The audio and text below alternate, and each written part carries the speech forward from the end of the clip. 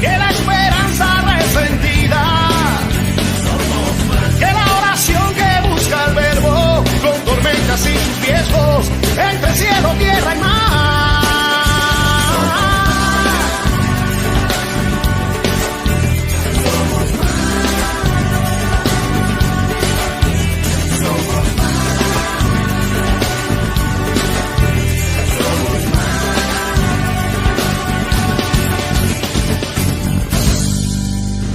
¿Dónde está Cuba? ¡Ahí!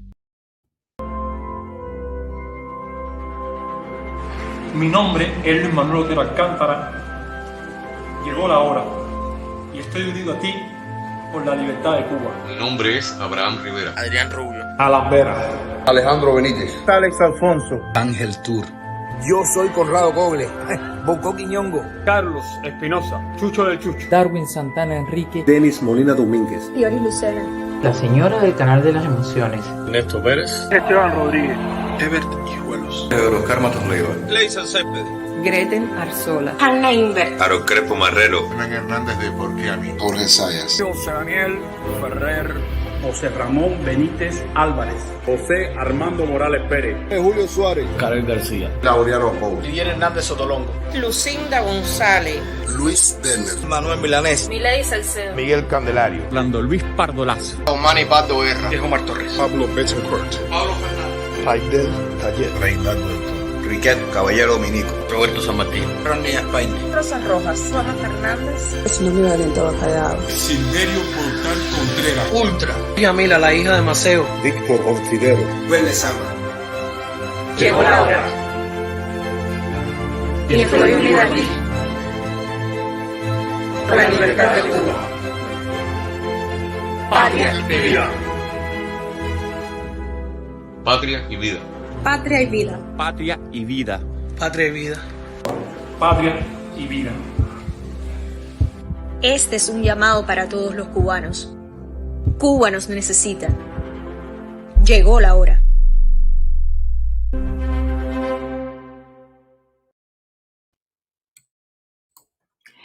Good evening, everybody, and welcome to another edition of Let's Talk About Cuba. Tonight we have an honor of having a pronounced author in our studio with us. And I cannot wait to have a wonderful conversation with him.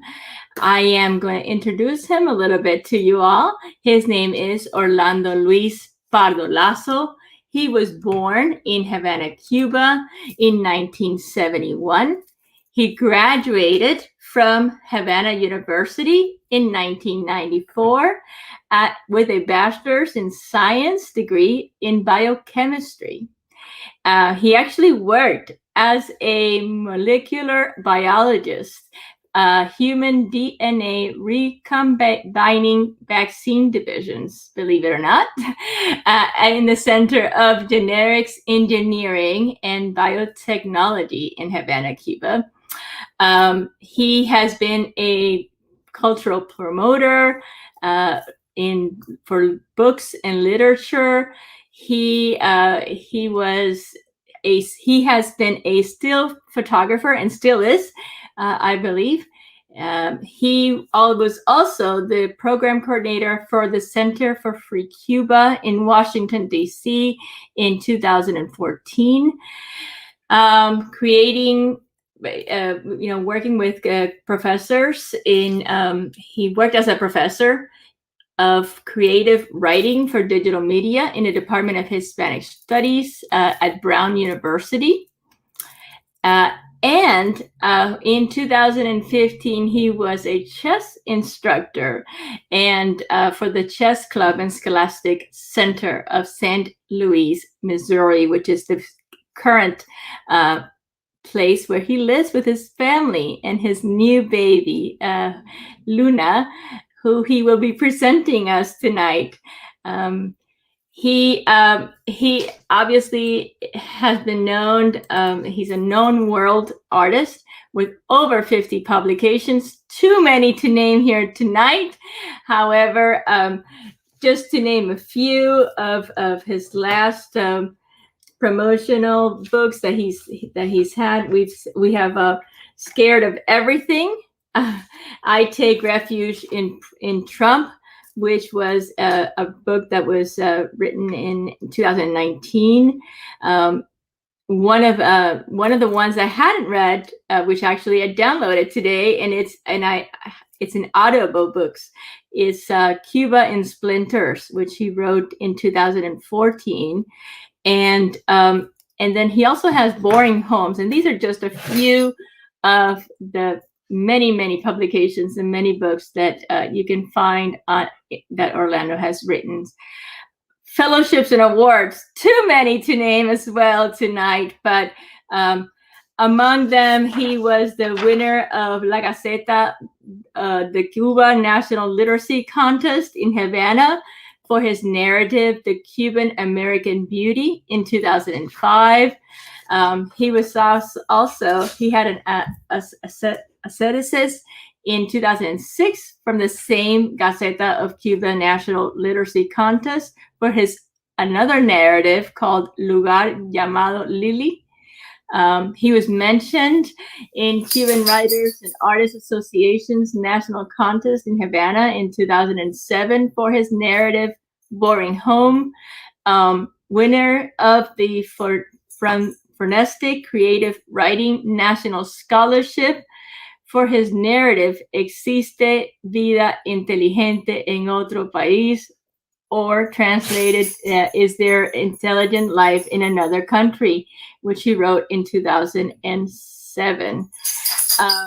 He was a guest writer of the City of Asylum Project in Pittsburgh in 2013. He was a finalist at the Cintas Foundation Fellowship in 2014. And my goodness, everyone, please help me welcome my friend. And I am honored to have him with us tonight. Let's get to know him a little bit better. Mr. Orlando Luis Pardo Lazo. Welcome, Orlando. Are you? And there we go. Thank Hi. You, Iskra. Thank you very much for inviting me to Let's Talk About Cuba channel, and to all of your audience in YouTube, on whatever social networks are shared your program. Thank you so much. Thank you very much for saying, I called you yesterday. I was not expecting you to say, yes, I'm available tomorrow. And thank you so much for jumping in and saying hello. The last time we met a couple of years back, you were working on your PhD. How is that going? And has that come to an end? You mean the PhD? Your PhD. Yeah, it's never ending. No, but I mean, I am in my 5th year now. I'm writing my dissertation. I'm also teaching at Washington University, St. Louis, Missouri, online, teaching in Spanish, or sometimes even teaching in a federal prison. Wow. Yeah, the university has a program, very nice, very good program for education of inmates. And I have been going to Pacific, Missouri, teaching a workshop in English of creative writing. And by the way, the students that I work with there, the inmates, very talented. Of course, they tend to write autobiographically. And so I was helping them to fictionalize some of their ideas, but very talented with what I call force in the language, very expressive. So I was very happy to contribute, and they were feeling, participating in the cultural life of the country, even when they were, punished for some crimes committed. Yes. I think that's a wonderful thing. It's a great way of them expressing themselves and being able to have a channel out. And, Yes. I try to write as much as I can. I don't have as much time as I wish I could. But when I do want to say something, that when I'm feeling upset at anything, I try to write it down before talking, because it helps me understand what I want to say first, and it's a wonderful way of getting the communication across. Now, I know you recently had a little baby. Talk to us about Luna and how old she is now. She's 10 months old, Luna Isabel. And, she's a little angel. Now she has her first teeth. And of course, she has kind of, trying to make words with the mouth, like mama, papa, and things like that. But it's like when I was born, Iskra, my father was 52. Wow. And so this year, I was born in 1971. So this year, that's a beautiful year. I love that year. In December, I will be 50. And I really was not expecting to have a baby. And so somehow we repeat, even when we are, sometimes we contradict them, but somehow we repeat sometimes the karma of our parents. And so I will be a father the same age that my father somehow had me. And I enjoyed my father very much. So it was like, I expect to be, with all the experience in life and with all the culture coming from Cuba, coming from a tyranny, living to a different country in exile, but at the same time belonging and to the greatest democracy in America. So I'm very excited about her. That's wonderful. I'm trying to find the picture of Luna so that we can show everyone how beautiful. She was just born there. The picture is she was born half an hour ago. She's just beautiful, beautiful baby, and I wanted to show her off. We are expecting her to be, bilingual. But my English is not. But the family of the mother will of course, they are English speaking, and so I will do my best to speak in Spanish, or at least to introduce the culture of our culture, specifically Cuba. No? I couldn't agree more. I think it's a wonderful thing for us to pass that over to them. And let me show you all. I have to show you this. So give me 1 minute. I'm going to share this screen with you because she was born in May. She was born in May 16th. And so in the middle of the pandemic, with the hospital practically closed, not accepting any visitors except the father, and in very difficult conditions. No, everybody working with mask, double, triple mask. Yes. But we were very happy, very happy, and she was very welcome into this world. And the first night she was born, there it is. The first night. Yes. Picture. This the first night. Beautiful, everyone. The first night she was born, I had her on my chest. I know that the doctors do not recommend that, but I had her on my chest. I want her to feel more than know, but feel that she was welcome into this world, and that she was into humans, and humans were going to love her forever, no matter what. What a beautiful story. So yes, I actually just turned 50, so it is a beautiful year, and I'm looking forward though to my grandchildren already.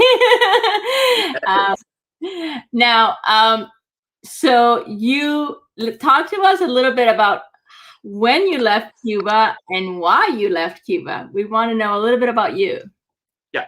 So I studied biochemistry in Cuba very short, and I work as a biochemistry. I was kicked out of my job as a biochemistry. I was dismissed, fired by the Cuban government. But before I was a blogger or a writer or anything like that, it was because I was having email exchange with my friends in Canada and United States. And the Center of Genetic Engineering and Biotechnology in Havana was monitoring the communications of the scientists. So I was a scientist for the Cuban regime, no?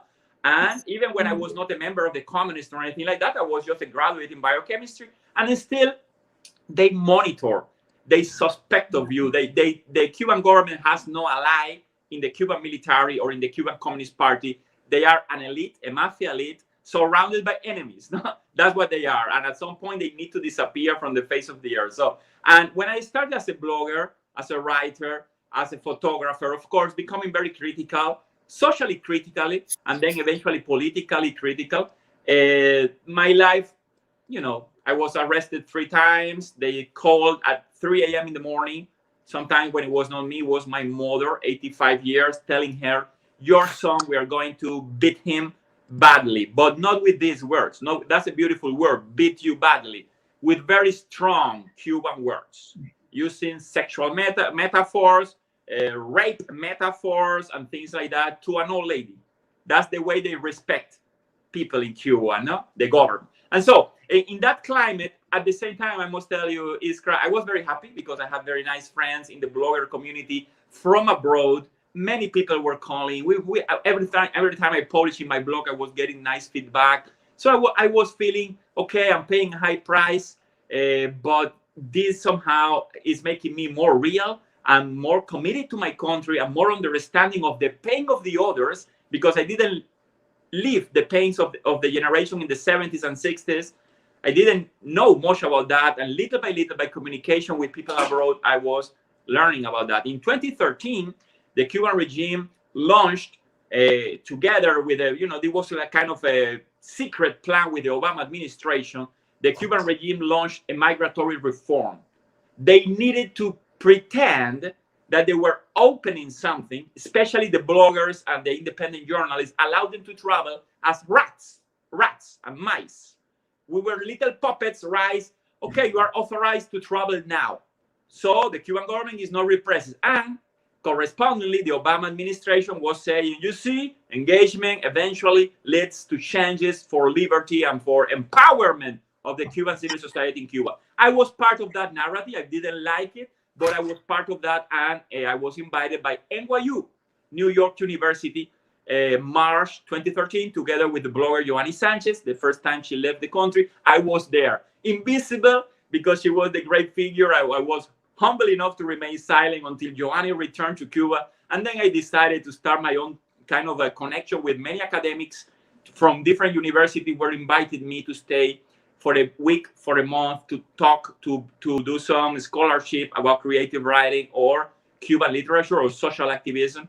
And eventually 1 year went by, Iskra, believe it or not, a very intense year. I never paid rent. Of course, I didn't have papers or anything, documents or anything like that. I was staying with friends that were only my readers. And so I felt the warm solidarity of Cuban exile from all generations, people that had very different political ideas from me. So I feel very grateful to the Cuban. You cannot find easily that solidarity and that love for Cuba and Cubans inside the island, by the way. And so eventually I decided, for personal reasons, not to return to Cuba. I think I became weak when I saw liberty, when I found friends that I hadn't talked to for 10 years and I hugged them again. I started to become weak, feeling if I go back to Cuba, I will not be able to advance the cause of liberty anymore than what I already did for 5 years. I will be again asking for a remittance, asking for topping up my telephone, recharge my phone, and unable to travel freely again, unable to publish books in New York or talk in universities on a daily basis. No? I became weak, and somehow I feel a guilt for that.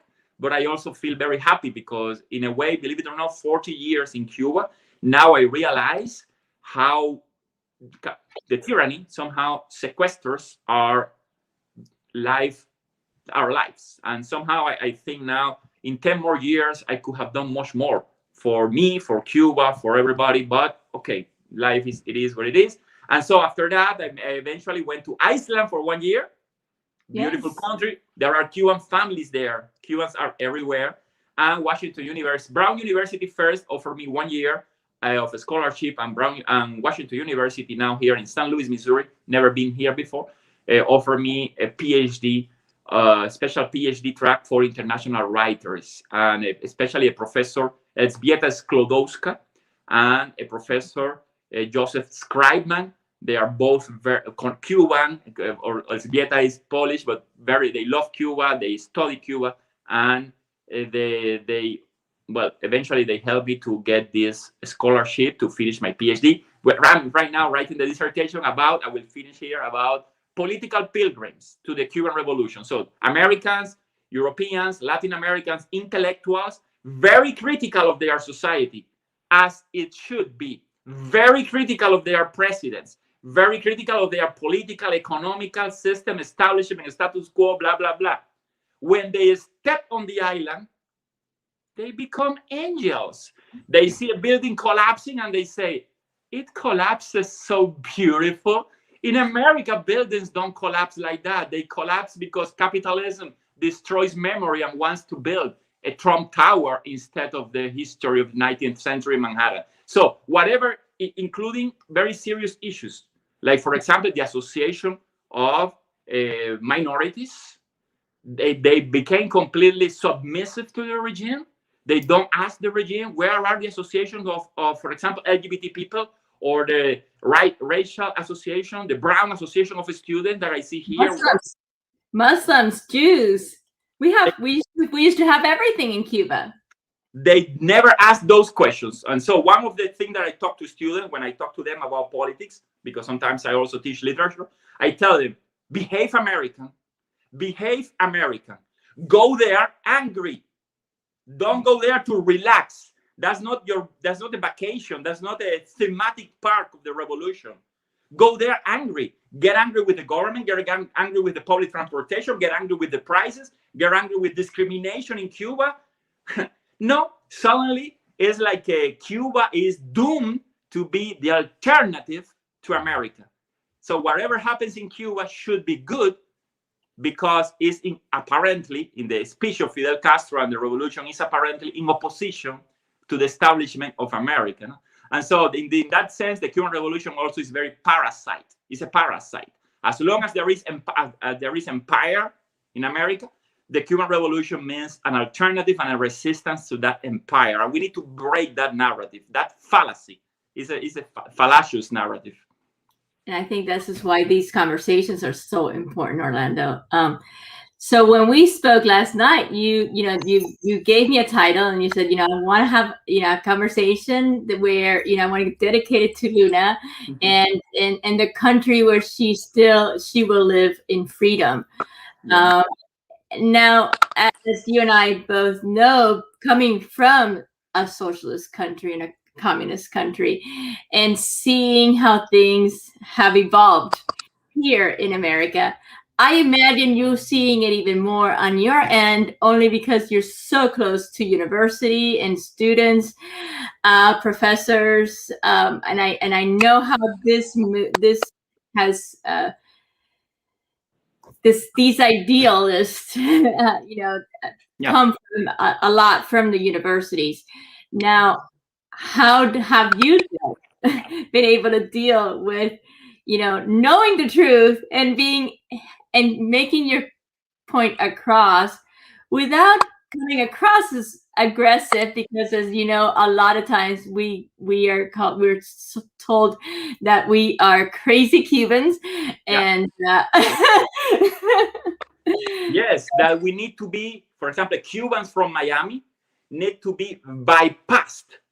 If America needs to engage or deal with the Cuban regimes, you need to ignore Cubans. That's the rationale of many liberals at Washington, D.C. It is the same as saying, if there is some issues in the border with Mexican, do not ask Mexican. Those people Mexico is not sending the best. They are sending rapists. That's what liberals are saying.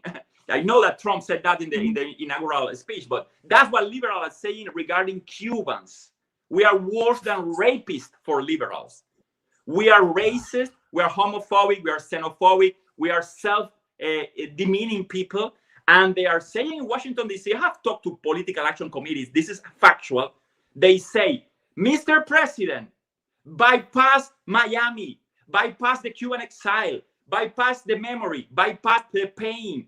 Those are resented people. We cannot listen to Miami people because those are not Cuban anymore. Imagine saying that about Mexicans.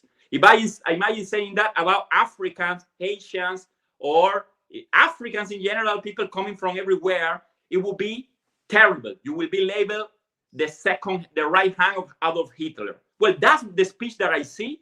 You can, for example, some of the influencers, we may agree or not with them. Alexander Otaola, one of the main influencers right now in Miami. Immediately, when the American press wrote about him, they found a video where he's making joke with Chocolate, the reggaeton player, wearing a mask, a black mask. Immediately, they label Otaola racist, and they say the Cuban cause of human race, the Cuban cause of human rights is championed by a racist. So this is not legitimate. Do not listen to Otaola. That's what the American press is saying already of Otaola. They don't know him, but they already know that he's a racist. And so those words, the political correction, I don't want to spend so much time on them because every time I speak, I need to talk about them. But yes, I have been fighting them. Fighting is fighting, punching in text, punching up and punching down, but also Iskra, they have grabbed me. I'm a little clown. They have also punched me in very bad terms. They labeled me misogynist, the beautiful M word, the T word. Do you know what is the T word? Trump supporter word. And as an answer, that's a bad word. That's a bad word. As a response, you cannot pronounce that word. It's offensive. The T word, no? And so, as a response to that, I wrote my book, Espantado de todo, me refugio en Trump, which is a verse from Jose Marti, the national hero, national apostle of the independence. And the book namely translates as, afraid or frightened of everything. I seek refuge in thee, Trump. No? And so, of course, it's not a Trumpist book. It's a book about political correctness. It's a book about the incongruences, inconsistency, hypocrisy of all these, where social justice has become a new fundamentalism. I call social justice fascism. With love and respect for fascists, I call social justice fascism. Susan Sontag, a very leftist intellectual in the 80s, also said communism is fascism with a human face, with a human narrative. They want social justice, and therefore fascists want genocide, but communism doesn't commit genocide.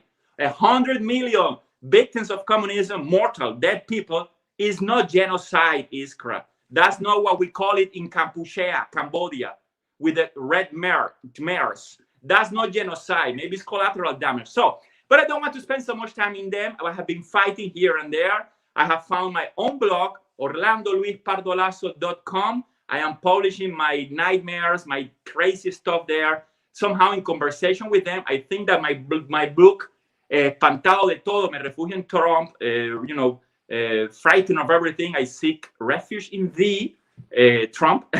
And it's very funny because from the beginning, I am somehow making fun of myself. The book has a back cover, a note written by Trump. But you know how I did that? I did that by copying Trump's tweet line and assembling, like in a remix, assembling whatever I wanted Trump to say about my book, including making fun of my book. So it's a very playful book. That's one of the advantages that free Cubans have. We still can smile. We can laugh. We have humor. We are not like a paralyzed or pathetically punishing or canceling any kind of culture. No, we are welcoming more speech. And I must end by saying there is no hate speech. Hate is a human feeling, and it exists in human beings. There is no hate speech. We need more speech, not policing and censoring speech. Offensive speech, yes, I would not use it.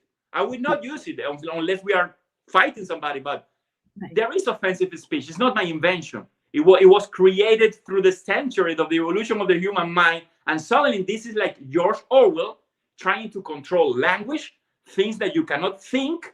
Otherwise, you are a criminal. And therefore, the moment they control language, they control your mind. You cannot even say, I think, any opinion about death penalty or abortion or gender ideology. Maybe you have a doubt about what gender ideology means. Maybe you don't know well because you haven't read the references. Well, you are homophobe. And I don't want to spend so much time in that, but this is the climate in many universities. Yeah, I think it's an important point because, I mean, for me, for myself, I tell you, I was more centered, honestly, before, but I have seen how things have evolved. Let's say, we don't want to say, how things have evolved in the Democratic Party. And I actually took it just like you. I took refuge in Trump because we know what the other side looks like. Sometimes we say that we are from the future only because we have seen what the future can look like. And I think, a lot of people don't understand that just because I have an opinion on something doesn't necessarily mean that I am against you at all.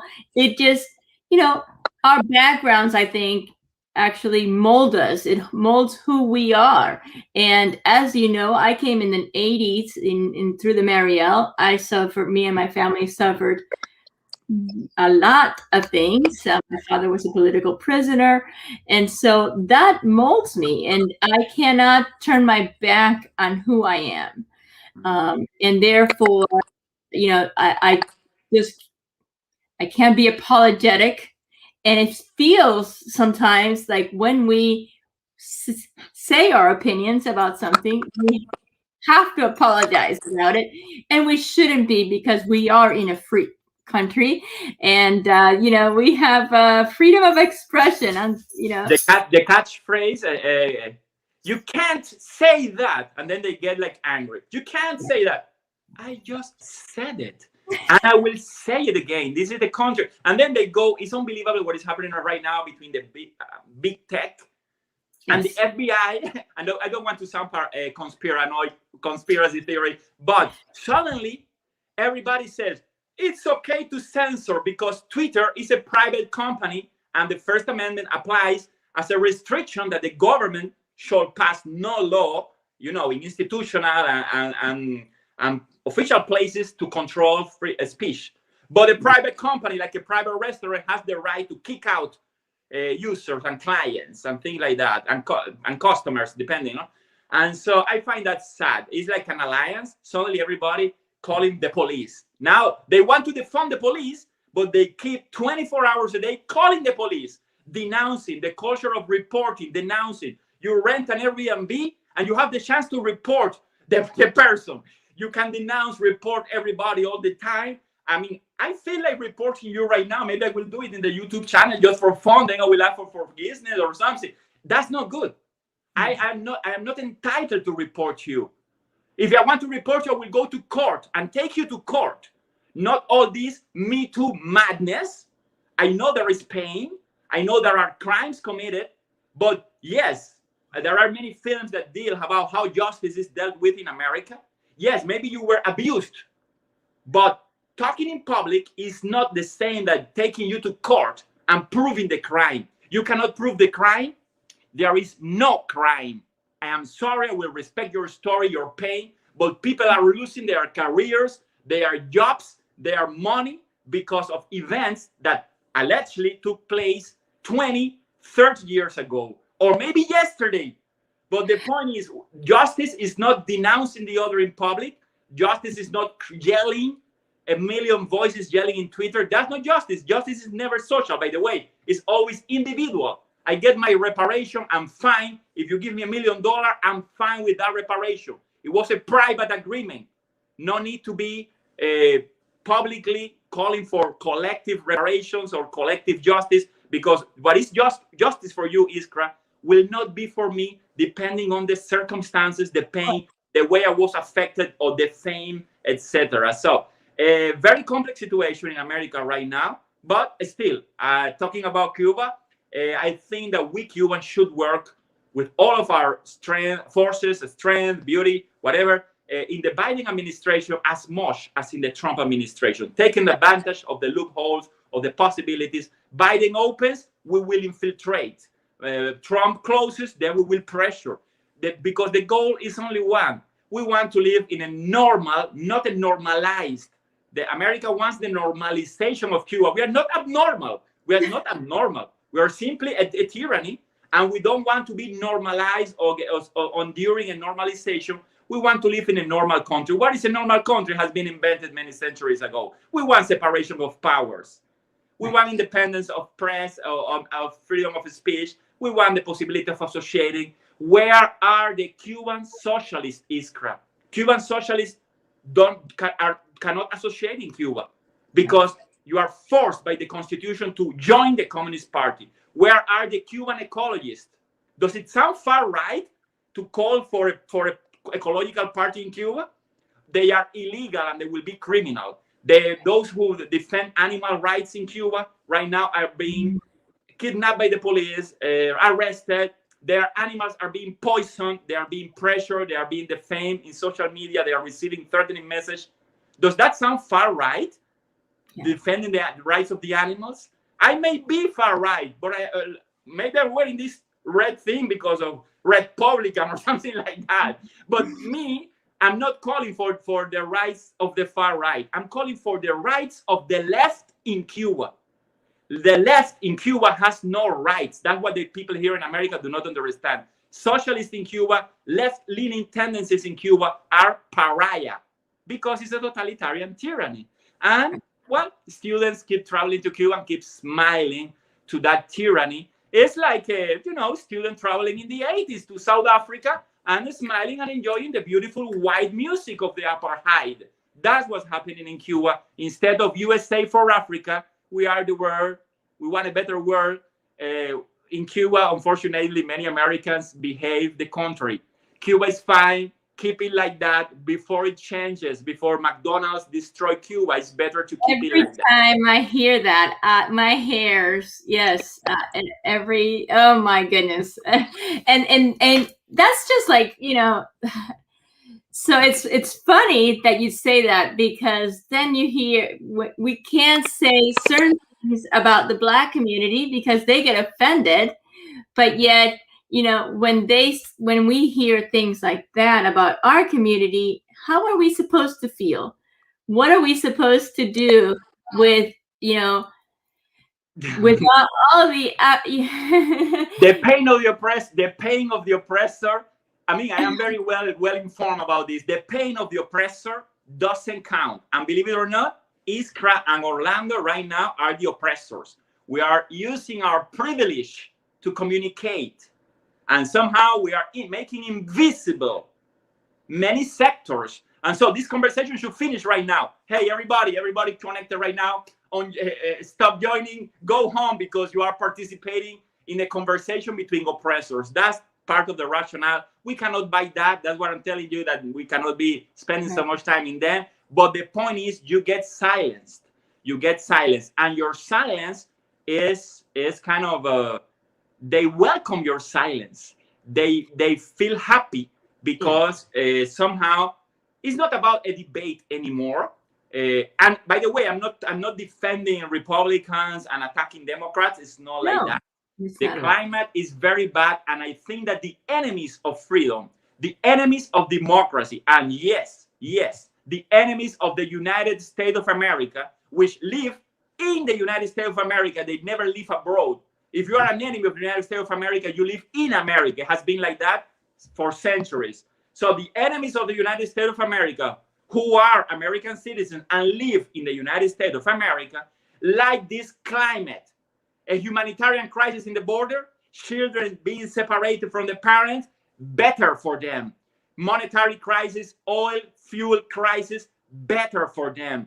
Political crisis, impeachment, party line votes, fracturing the country, better for the enemies of democracy, for the enemies of freedom, for the enemy of American families. And that worries me. I am not American. By the way, I am a US citizen by naturalization, but I respect this country and love this country, and I declare I will never be an American because I was not born here. So I try to do my best to contribute to this country, and I feel pain when I see in a classroom or in an institution people working day and night to cause outrage and pain and fear in the American people. No, instead of saying, hey, let's be happy, we are the best country of the world, and eventually we need, yes, to foster our values to the rest of the world, because Latin America is desperately looking for the United States as a model.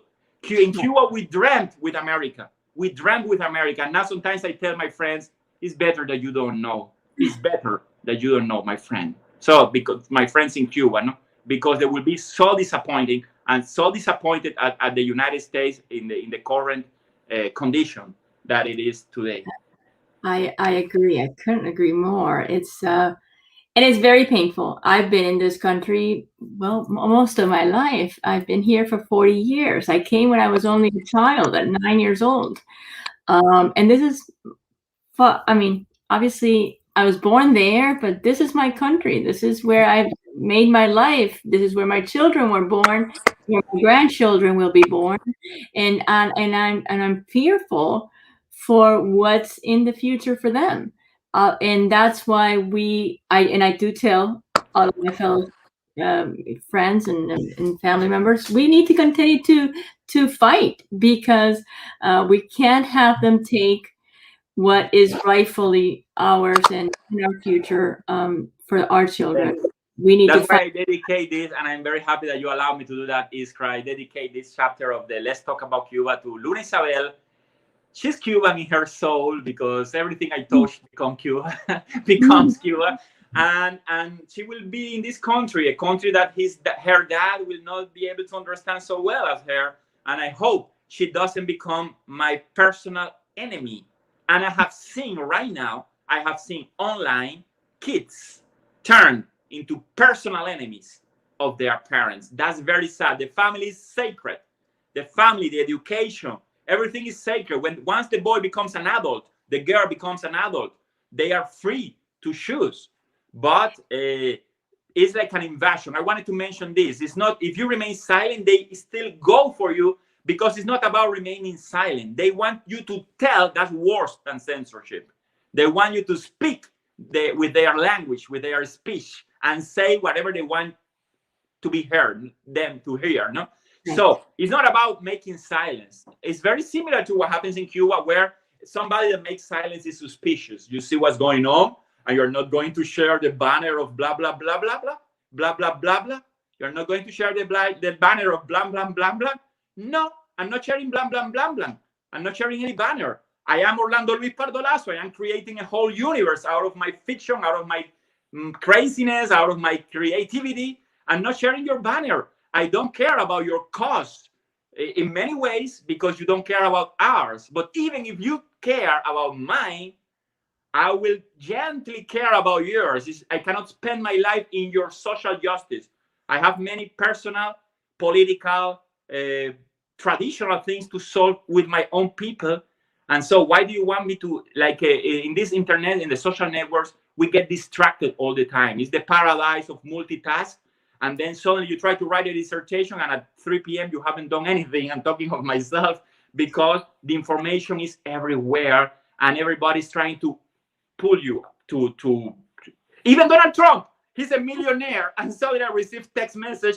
Donald Trump is asking my money. I have even wrote about that with sympathy. Of course, I have donated. To the campaign, but it's funny. Like, hey man, what? At least invite me to Trump Tower. You want my money? I know. I know how it works. I don't want to change it, no. But the same idea of this permanent interaction has become toxic. You wake up, the structure of the news, not the content. The content is just trash. The structure of the news is to make you angry, because if you're angry, you will participate. You will give money to one cause or to the contrary, but you are engaged, and you will click again to see if your answer was retweeted enough, or liked or disliked, or if your friends were liking or disliking you. And so you get hitched to that. I recommend the documentary. I think the name is, the title is The Social Dilemma, no? About social networks. Yes. We are being connected there. There is also a book. I don't remember right now the author. I can Google for a second. It's called 10 Reasons for Deleting My Social Networks. Of course, we're talking in social networks right now, but I am calling my friends and my colleagues and my readers, be careful about that. Choose your content. Don't let the network dominate you. By the way, you are selling yourself right now. For example, if you want to read the tweet line of Donald Trump, is my right to read that tweet line? You will not read it. So there are many other accounts that have been closed, and my own account has been reported for like closing my Facebook videos has been removed where I was talking about Cuban freedom. No, and so social networks is not your home, my dear friends. Social network is not your family. Social network is not your heart.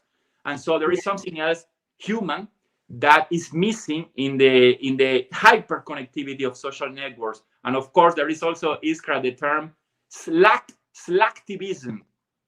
I give a like, I give $5, and I can sleep with my conscience because I did my best. Slacktivism, we know, is still not activism, is still not participating in life.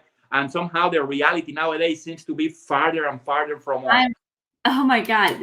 What a wonderful point you bring, because I live in Charleston, South Carolina. As you know, this is a very red state, and you know, when we moved here from Miami, Florida, 8 years ago, ever since, I mean, I always been involved in my community, and I've been very involved, and since I started getting involved, the only thing I would hear in the community, and it's a very white dominated community, okay? Yes, the only thing I would hear in this community would be diversity and inclusion, diversity and inclusion. And yet, when I would go to community functions, or I would go to meetings and so forth and so on, and I looked around the room, most of the room was white, dominated by whites. There might be 2 or 3 blacks, and I would be, most of the time, I would be the only Hispanic woman in the room. So this talking about diversity and inclusion didn't mean let's do something about diversity and inclusion. We're just going to talk about it, but that's as much as we're going to do. I understand that. Yes, that's one of the ideas of the slacktivism. At the same time, you can find the other, because also diversity and inclusion has a bias, ideological bias. When I was at Brown University, 2014, 2015, there was an urgent call in the department. I said, oh my God, I did something wrong because I'm Cuban. I do things wrong. I stole a book and didn't notice perfectly well. You know, steal a book, plant a tree. That's what we do. And so I was sure I did something wrong in Twitter or something like that. And then I went there. It was about diversity. The Department of Literature, of Creative Writing was not diverse. And then I look at everybody. There was me from Cuba, like 2 or 3 guys from different countries of Europe, 2 or 3 guys from Latin America, and two or three guys, I'm going to say guys, sorry, ladies, men and women, from the different states of the United States of America. And then I just asked, why are we not diverse? What is lacking here, missing here? Not because everybody's from somewhere else. Oh, no, that's not what we mean by diversity. They wanted a person with certain characteristics in terms of gender. They wanted a person with certain political views in terms of race, LGBT communities, political correctness. So they basically wanted to bring to the department people that certainly were nowhere there. Okay. But the point is, you need to win that. You need to earn that. It's like imagine me telling, no, this conversation is not fair because you're just talking to a male. I should have a person here, a female, to talk.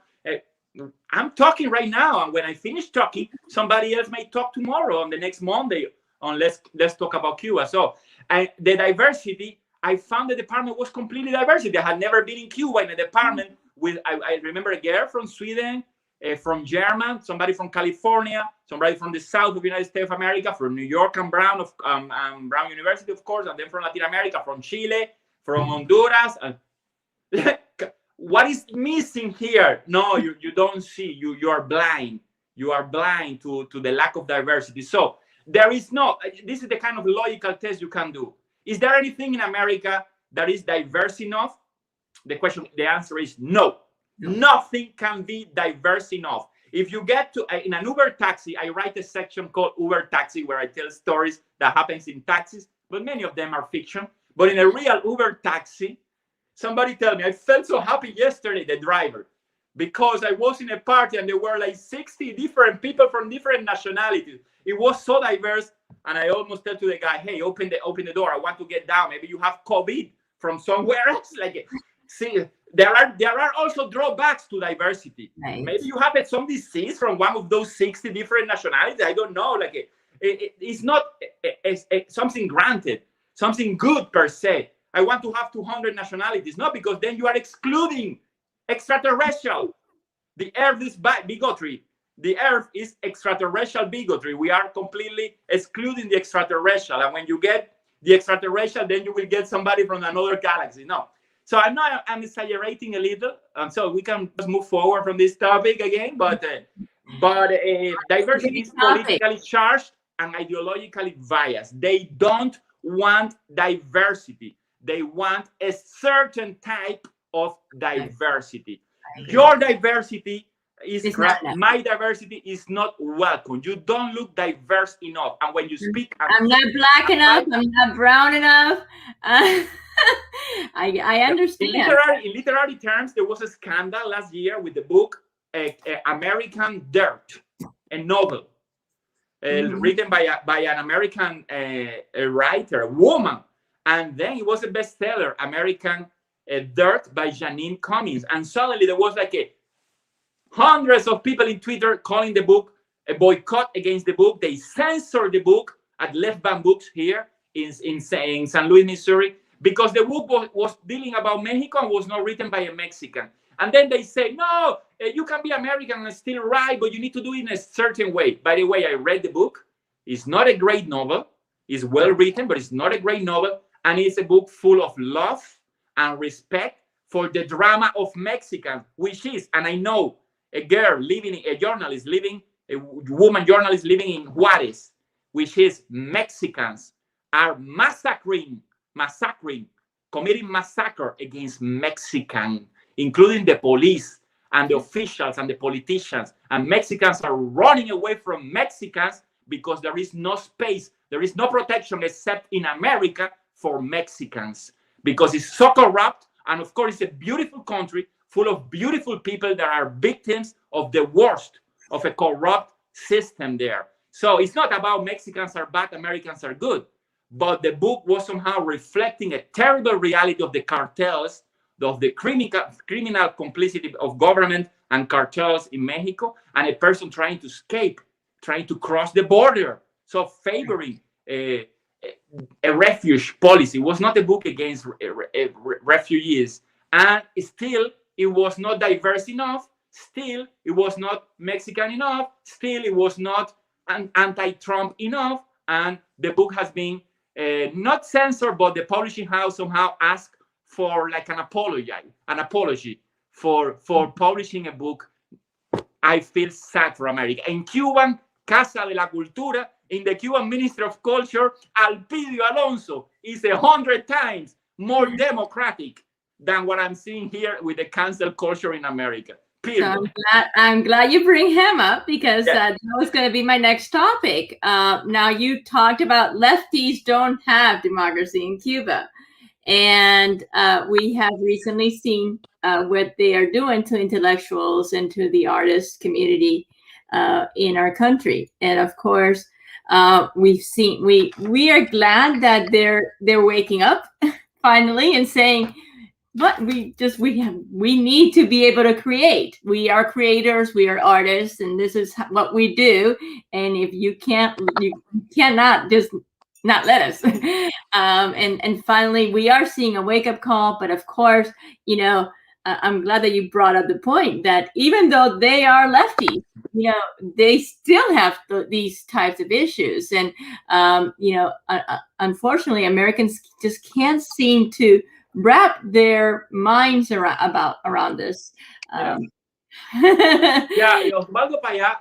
Payá, the Cuban, I would say almost one of the main Cuban opposition leader, who was murdered by the Cuban government in Sunday, July 22nd, 2012, on the island.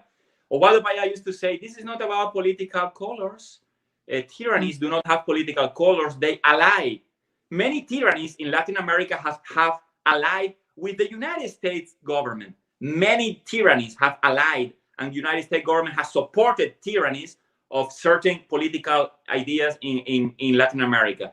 And the contrary has been true also when we were used to live in the bipolar Cold War era. No, now it seems that it's more difficult, and so United States is simply supporting whatever system somehow brings some stability. Cuba blackmails the United States with the threat of the human missiles. So that means any minute, if things go wrong in Cuba, there could be a migratory crisis like the Mariel boat lift in 1980, and you will have 200 uneducated Cubans landing in the United States of America, destroying the labor market there and bringing probably there will be spies and everything. So America is afraid of not being able to control such a migratory crisis, but then they need to solve this case. You cannot be appeasing the criminal the whole of your life. You need to solve this one way or the other, and in a definite way, no? But definitive way, I don't know where. So in any case, what about literature? What about talking a little about writing, about fiction, about poetry? I know it's a point for you. Yes, I'm sorry. Yes, we got so into all of this other stuff. Talk to me about what project I am. If you see, I'm scrolling your new webpage, which you sent to me, so everyone can please log into Orlando's webpage. It's orlandoluispardolazo.com. Please log in and please talk to us. What projects do you have now in mind, and what have you been doing? Well, we know that you're working on your PhD and you're working on your baby little girl. But other than that, what other? Yeah, no, thank you, Iskra. I mean, I am a writing machine. I might be the worst Cuban writer, but is the writer that writes most, period. So I am for the PhD. There is a very beautiful thing that is a creative writing PhD. I mean, it's about comparative literature, but because I am a writer, they are asking me not only to write a dissertation, academic dissertation, but also like a book, a creative writing book.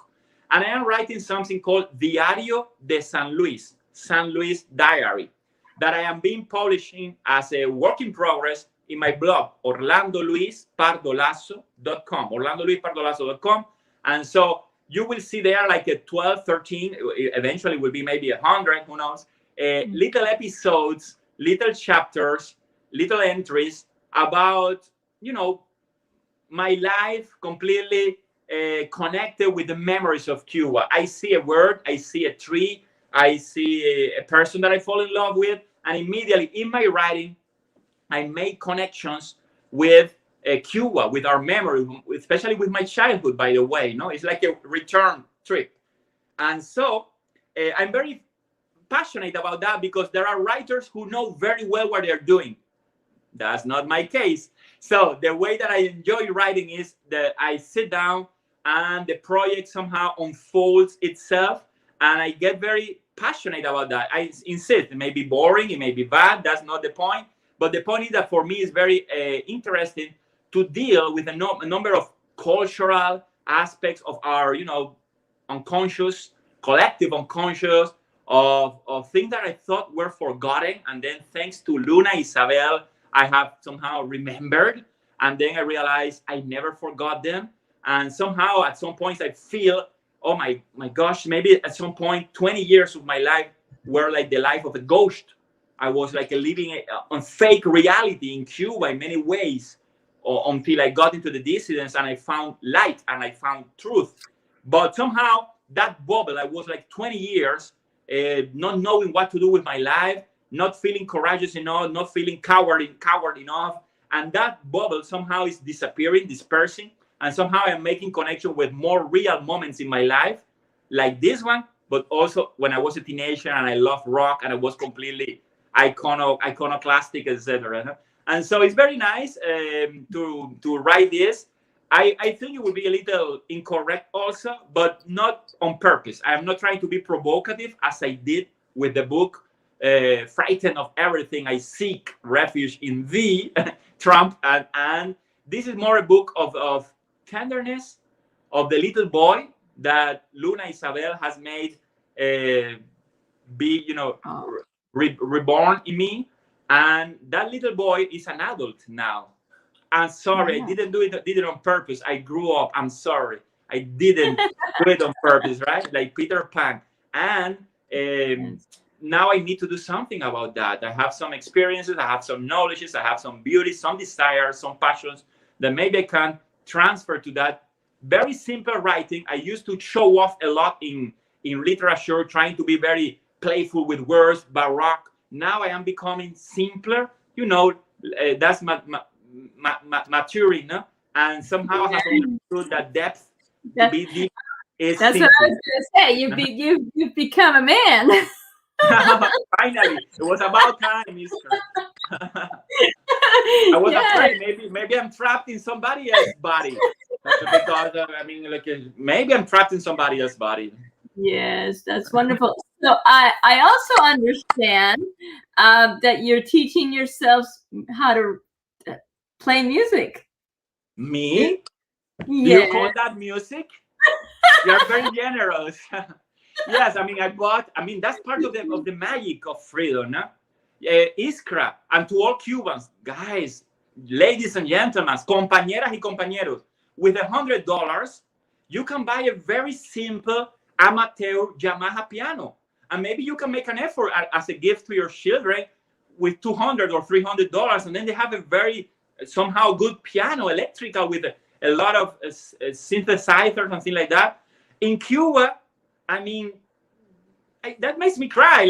That was the dream of a whole life, of a whole generation. Electric guitars. You go to the guitar center, you get a cheap guitar for $200, a cheap electric guitar, and it's beautiful and it sounds like God, heavenly music, and so rock and roll, whatever. So I am rediscovering the frustration of my teen as a teenager, when we were loving rock and roll and everything.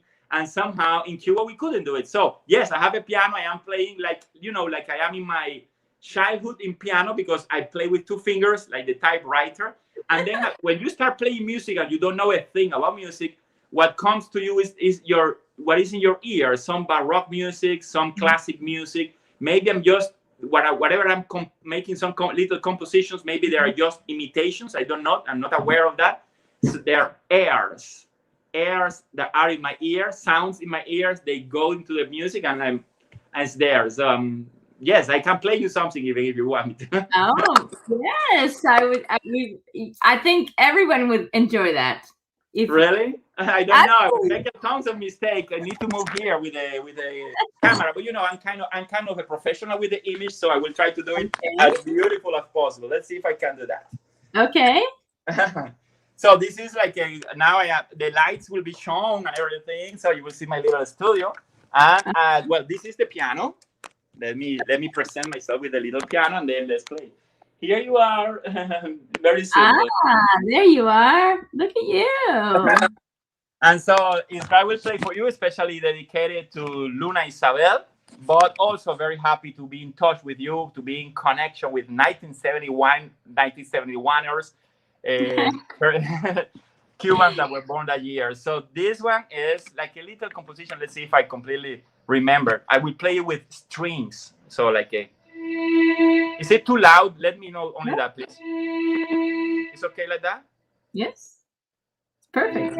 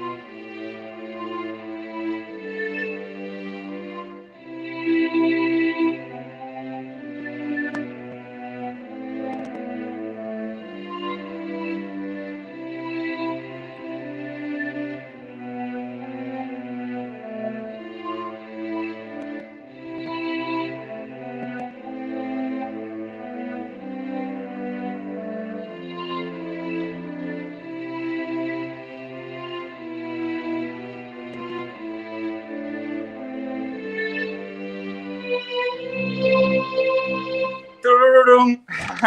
I don't know the sound, but it was like some very simple notes. This is just very beautiful. I'm sure your daughter is going to enjoy that.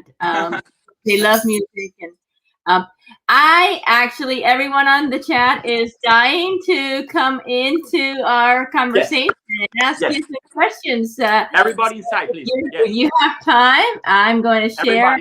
Everybody. If you allow everybody. So I'm going to share this in our chat, and anybody that would like to join us, please go ahead and do that. Yes, please join. Please join us. In the meantime, so Luna, talk to us about Luna's mother. How did you guys meet, and how is that story? Well, it's a long story. We are not together anymore, but it's a beautiful story. And we met like in modern times people meet. Everything happens online. So she's a writer, she's a musician, she's a poet, and I think Luna is very lucky to have her mother, and I think Luna is very lucky to have her father. I agree. So I think two creatives. What the a best wonderful. is yet to come. I think that the best is yet to come. I agree. I couldn't agree more. And look who is joining us. Good evening. It's nice to have the Orlando Luis Pardo Lazo tonight with us. It's a beautiful night because I always follow him a long time ago. I cannot miss any of his speech because he's so deep person, and you have to hear him many times. Sometimes you kind of lose, but you have to hear again, and he has some second mind and saying stuff pretty deep. Enjoy most of the time when he is on speech. I'm in the middle of the test. I cannot be a long time here. Yes. I'm in the how you see. Look at this. Oh. Wow. I'm at work, but I cannot miss anything about you guys. Thank you very much for joining, man, for taking part of your time in your workplace. I'm very happy to meet you at Melgarejo. Muchas gracias. Thank you very much. Thank you. I'm gone. Bye. Thank you, honey. So yes, my husband's working, and but he's definitely a fan. Hi, Estrella. Hi, how are you? I'm sorry, I want to be so early and I forget the time. And when I check, oh my goodness, it's almost 10 o'clock and I missed the whole interview. I'm sorry. But you know what? I want to replay later, and I don't miss nothing. It's never too late. Online, everything remains online. Thank you, Orlando. Thank you so much to be here. I really admire you. I'm not your follower or nothing like that, but wherever I saw you on the live stream or a video or whatever, I like the way you express yourself, and I'm glad that people like you became part of our community, and I'm glad of that, because we need you are youth more than me. I'm young too. Yeah, so of course. Yeah, it's just that one is nothing. Look at the gray hairs here. Yeah, I can see that. I can see. Since I am 30 years old, it's like that. Yeah, but the problem, when the man have that gray, they say, oh, you are so interesting. When the woman have, oh, you look so old. But I don't care. Well, I don't care. I need to say different. Oh, you look so beautiful. Let me take advantage of this communication to say that. Thank you so much. But as a woman, we have to be really brave to join on that, because yes, even to find a job is really hard when the people saw that you show your real age. Yes, and it's tough, but I don't care. At some point, at some point we have to jump in, and that's it. And well, I just come to say hello to you. I don't know if you read the chat, but I say that my daughter played the piano really well. And she heard the play, and she said, "Oh, mommy, I like it. It's really nice." Maybe I can send you the notes and maybe she can play. I don't know how to play. I'm really playing like this. If you see me playing, it will be like, oh my god, he doesn't know how to play. No, she know how to play. She's really good on but piano, and she's creating like you. She's just 16 years old, but she's singing, play piano, guitar, and she excellent writer in a lesson in English. Blessing. But she know how to write in Spanish, not that well, but because her first language is English. Yes. But I'm so proud of my girl, of course. Absolutely. And you don't know what the future is keeping for her, And she's gonna be a good dancer. On the house. She's gonna be. How are you, Estrella? I'm alive. Still alive. Good. Well, I can because first of all, I'm in the middle of my water, so I'm coming, but I'm in the middle of the big time gusanera. But I want to say hi and also announce here I'm pretty happy because my daughter just got accepted in academy scholarship in Texas A&M. Wow! Congratulations! That is great news. Congratulations! That's my little one. That's my little one. And she's actually the one that is seen, and then she's very talented. But she's happy. I'm happy. She was actually hiding from me and tried to, she hiding from me for like 6 hours. And, but I was here now and then when you guys was talking, and it's very interesting, and definitely it's quite growing. It's growing, more people watching. It's important. I share that most people. I think the other campaign that we have to do is start telling Cubans that they need to practice the English that we talk. We need to practice. That's right. That's matter. Yeah, because I think that's the problem. I don't know if you see in the chat, a few people don't come in because they feel like the English is not good enough. But they have to do it because even if it's not good enough, they can learn a little bit, listen to us, because we are the only one that understand English that we talk. Yeah. Well, my English is not well either, but I don't care. No, me. Sure. I don't care. I know you understand. I even let my kid make fun of my English. I don't care. Oh, my kids are Canadian, and they speak English really well, and they laughing of my accent. They say, we understand you, but your answer is really funny, and they're laughing of me. But I don't care. I can imagine because I feel the same with my kid sometimes, and he's only 4 years old. Yeah, little by little, we need to. He's like, Daddy. We need to do the campaign wherever we go, telling people don't be afraid to speak the language. The same joke that guy said on time ago. I'm going to give you 3 advices. When you're from Cuba, you go to the United States, I'm going to give you 3 advices. So which one? Speaking, learn English, and learn English. That's right. Of course. I agree. But you know what is the funny part? Even with my broken English, when we went out, I am the one to speak with everybody, and they just, they are teenagers. Mommy, you speak with a stranger. I don't care. They listen to me. Yes, I don't know. They understand what I say, even with my accent. I don't care. But they are teenagers. It's different. The life here as they have a Cuban blood, but they was born here, and Orlando, it's really tough for them. I have a question for you. Please, yes. If I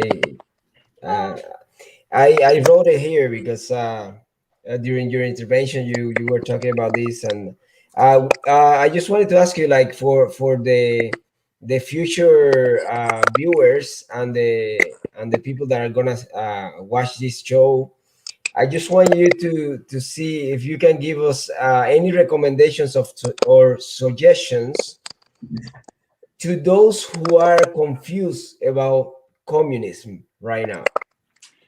Isabel, it seems it's a surprise for me. I was not ready for this. When I was in Cuba, I thought Fidel Castro was lying to me when they said that people love the revolution abroad. No. Fidel was telling the truth, the whole truth, and nothing but the truth. And so I'm very surprised because it's like a different system of references. Mm-hmm. Somehow our existence, our experience, our historical experience denies and confronts and negates their experience. And their experience, their education, their values, or whatever, tends to be denying us also the existence. It's like a life is elsewhere. It's a famous verse from Rimbaud a couple of centuries ago, like author Rimbaud, life is always elsewhere, no? And it seems, now I am studying the representation of utopia in academic terms, and it seems that utopia has a very key characteristic or condition. It cannot be here. Utopia is always the utopia of the others. Oh, in the Pacific Atlantic, they do the real thing. Oh no, you need to travel to see the Native American. They knew better than you. Oh no, you need to go to Cuba. So elsewhere, you will always find a knowledge. You need to learn Buddhist language in order to really understand what's going on. Can you translate it? No, the concept cannot be translated. It's always hermetic elsewhere. Of course, I'm talking in philosophical terms. Let's stop here. Yeah. So, first of all, Cuba is elsewhere. It's the alternative to America. So it's fascinating for Americans. In that sense, engagement may help bring down the myth.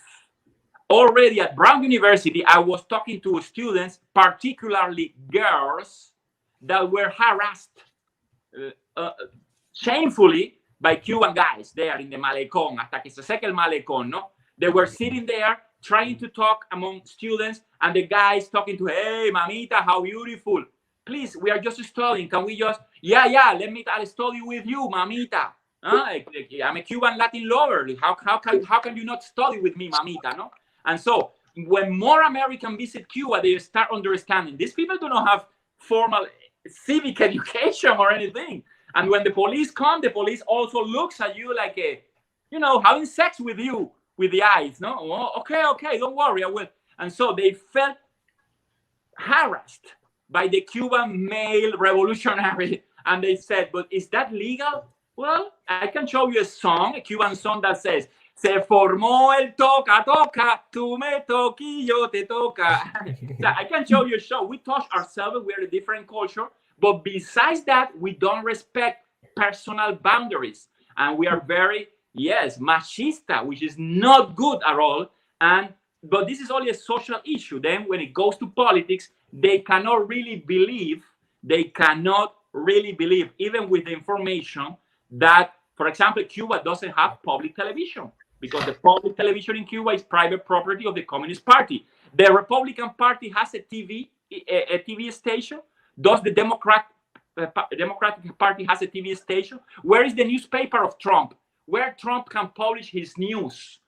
Don't tell me about a far right-wing news outlet. It's not like that. Trump has no media. The only dictator that has no media, I haven't seen that in my life. So, my friend, the advice probably is we can try to talk to them. We can try to speak in their language, trying to see that whatever they have achieved in the civic movement here, fighting for their rights, in Cuba, we are far behind, but at the same time, maybe we will need to help or contribute or be happy that they are able to travel to Cuba, colonize Cuba, fall in love with the revolution, give money to the dictatorship, yes, give money to the dictatorship, until at some point, more and more young Americans says, Cuba is BS. I prefer Ted Cruz, Texas, because at least maybe I can vote him out in 2 years than Castro's Cuba. So eventually, maybe the Biden-Kamala administration, maybe we can exploit that to our advantage. More Americans to Cuba, they will fall in love. Eventually, they will feel, how desperate Cuban people are to even lie to a person, tell them, I love you. I know those stories also. It happened at Brown University. I love you. You are the love of my life. And eventually, the person discovered this guy or girl only wanted me to take him or her out of Cuba. He was technically, it's not a moral dilemma for me, technically a jinetero, because the hostage needs to grab anything in order to escape the cage. So I don't blame my countrymen, but all that moral crisis cannot be appreciated from here. It will look like I am an educated Cuban trying to convince uneducated Americans. Americans are stubborn and hardworking and very proud, and they want to see with their own eyes. And I have understood with time, my friend, I have understood they have the right to do what we Cubans couldn't do. See with their own eyes. So let them travel to Cuba. Let the Marines travel to Cuba. If they jump into Jose Marti statue again, that's another issue. But we need the Marines, the music stars, the Trumps. We need the Trumps in Cuba so that people could see with their own eyes and we could see them. If that leads into a China state capitalism model and the tyranny is enthroned forever, well, then we have a problem. But that also leads to a scenario that I'm not talking against embargo, by the way, but maybe that in that scenario also there are many ways for us to work and to infiltrate Cuban society and to bring more interest, international interest into our country. Isolation per se hasn't led to anything but impunity of the Cuban government. But I am not speaking here in favor or against the embargo. It's a very complex issue, and it has a very good point also. The embargo has a very good moral point. Okay. We have, I'm gonna, let's see. Sydney, hi. I couldn't unmute you, so I'm guessing on your end. Hi, Sydney. Thank Hi, everybody. Welcome. Welcome. Hi, everybody. Nice talking to you all. Hola, Angel. Thank you. Hi. So I was listening very carefully to everything Orlando has to say because I've been following him since I was in Cuba, along with those voices with Generation Y, with Giovanni Sanchez and all that revolution of bloggers at that time a while ago. Yes. And I remember that I was always amazed with your blogs, both you and Giovanni's, because of the clarity and the vision that you have always posted in your blogs. And thank you, man.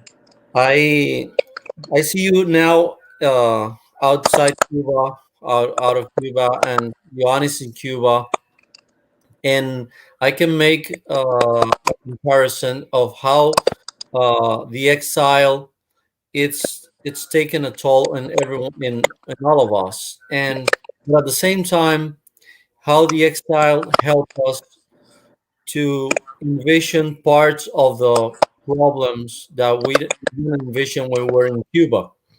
So it's the exile has always been part of our revolution, if you want to call it, of our changes in Cuba. Exile has been always a member of the changes or the processes in Cuba. It happened with Jose Marti. It happened with a lot of patriots that came from Dominican Republic and fought for us in our wars, and it happened the same with the communists, with Fidel and all the other dictators, that they used the exile as a propeller to create whatever they created. In this case, unfortunately, what they created in 1959.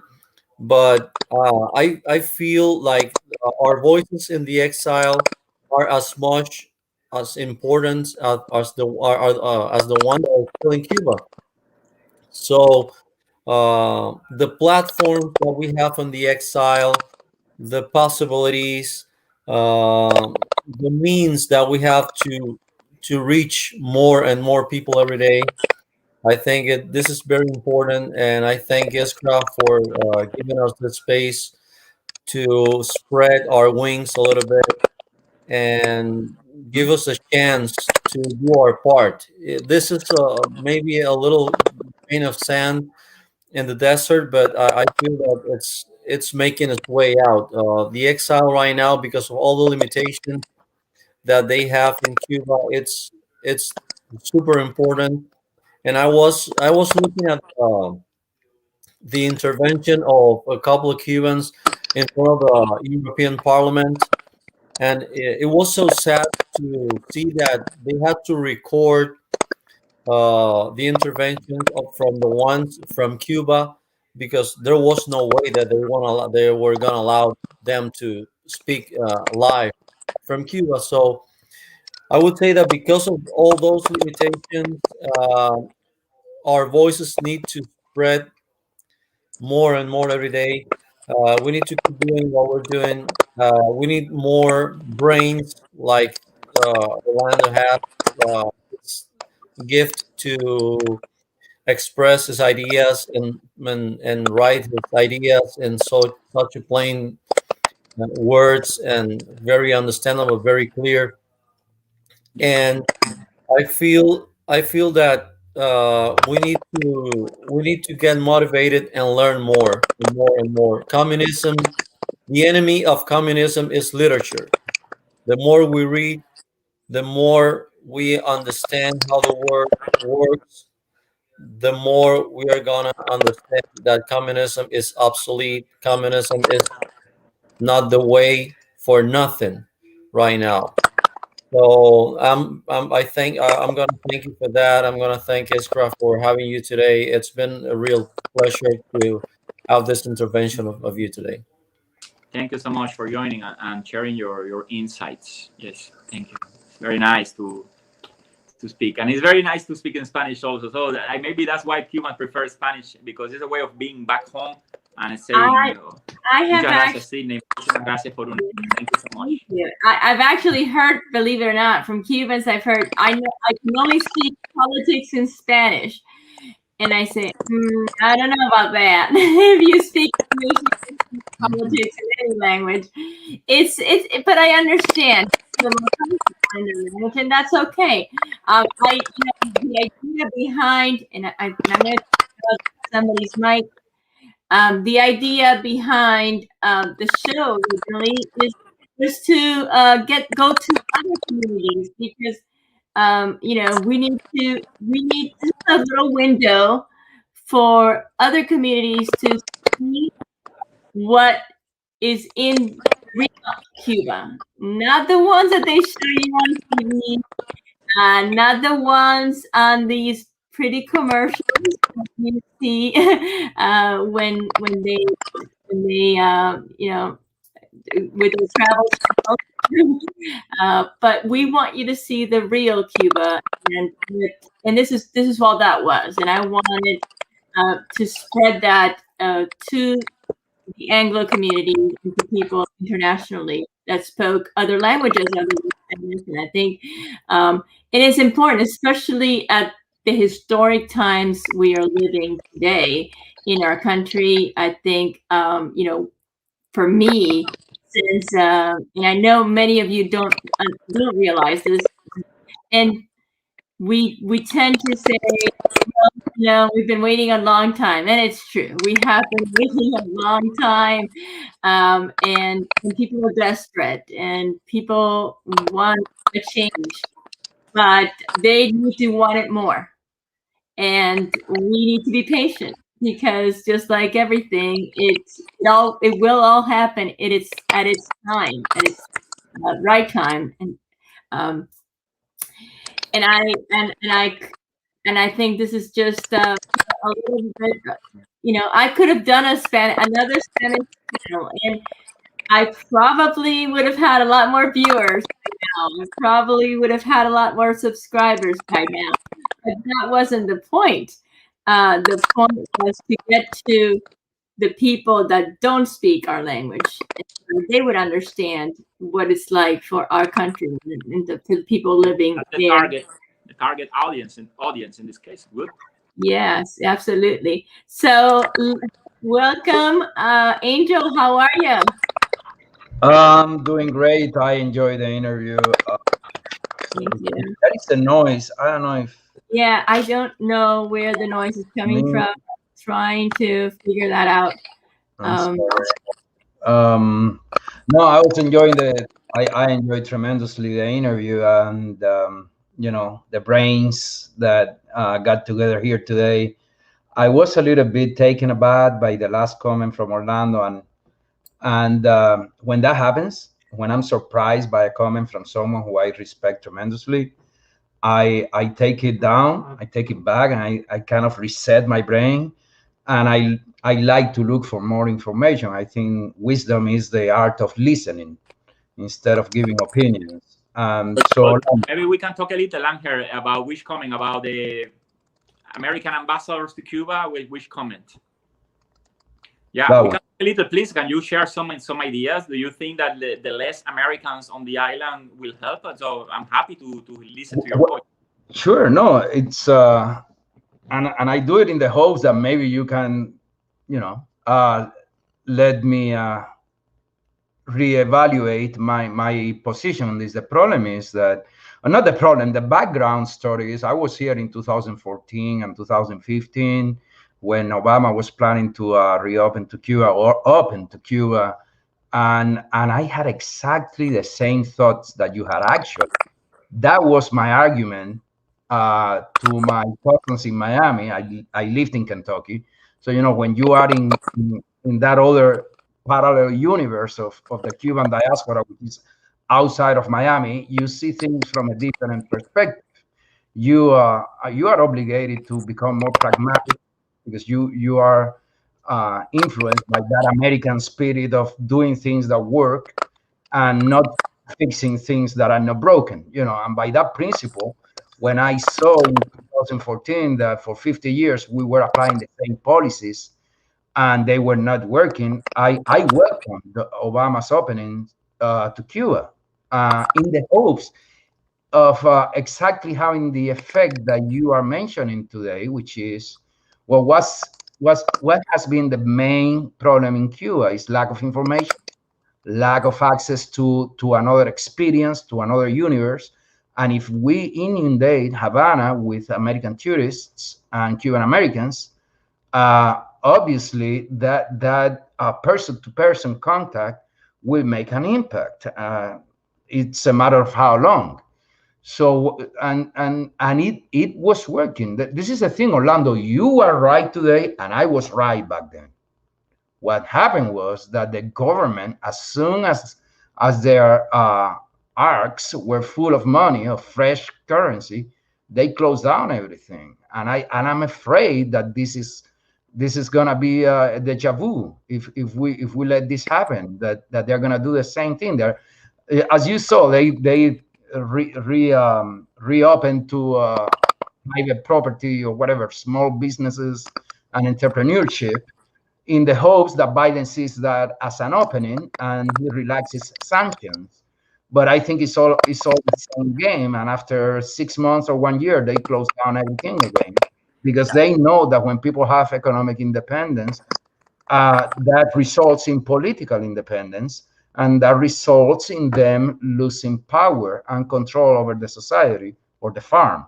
So I don't know. What do you think about my position in this? No, I agree with you with your position. I may have another position, but I agree with yours. So the point is, Angel, one of the points is, let's try to use English to calm down. One of the points is that the Biden administration is going to do it whether Cubans want it or not. I am being a little pessimistic. I was there at FIU during the conference of Hillary Clinton when she was the candidate. And they explained, I think she was pretty sincere. She explained clearly what they were going to do. She said, if the Cuban government becomes more repressive, that is not going to stop us. We are committed to engagement with them. We think that we do this for a moral reason. We think that engagement will advance our agenda in Latin America, that the justification will be over. Yes, dissidents will suffer, entrepreneurs may suffer, but the decisions taken, and I love that because I love imperialism. I'm not saying that she's imperialistic, but she said, if we take the decision to engage with Cuba, whether the regime is repressive or more opening or more compassive or more whatever, we don't care. America took a decision. America has spoken. And we are committed. If they kill 3 more Oswaldo Payá, we don't care because America decided to engage, and we think that the more American companies are on the island, it will be better for the advancing democratic values on the island. I'm not agreeing with this, Angel, but let me explain the rationale because it's not stupid. It's not only ideology, okay? Let's try to make this clear and try to, this is a very nice conversation. That was the rationale. The rationale is, if Obama make a step and then the Cuban government incarcerates Ferrer, Obama needs to take a step back. People in Cuba are going to hate Ferrer because it's better that Ferrer doesn't exist. And once and for all, we get capitalism in Cuba. So Hillary Clinton says, whatever the Cuban government does, we will engage. And I felt, okay, maybe they are bypassing the Cuban government. And the Cuban government will need to do something like a boat leave or something to stop Americans. So I felt that there were lines there that we could work. What I don't like, I think you can do all this without touching the embargo, because the embargo is only about financial credit. I don't want a single cent in financial credit to the Cuban government. Why? Because I love the American people. If the Cuban government has credit, they will not pay back those credits. It's the American contributor. So I am trying to protect American economy. Don't do business with a person that is a criminal, no? Don't give financial credit to them. But maybe, Angel, maybe there are some ways of engaging, of stepping in with more Americans. Yes, eventually there will be some cash, some liquidity moving, but no financial credit. No financial credit. We still need to pay in cash when the ship goes there. And the ships have been getting to Havana since the Bush era. So the ships are landing with food, with whatever the Cuban government has the money to buy for 21 years now. So this is not about Trump. This is not about Obama. This is not about Hillary. This is not about the Bush. So Cuba is buying food from America. Maybe if they can pay in cash everything, they will go bankrupt. But I do not support a single cent as financial credit. You are not a government. You don't have the right to have financial credit because you don't pay even to your allies. To your criminal allies, you don't pay. So why the U.S. government is going to assume that the Cuban government is an ally or a partner?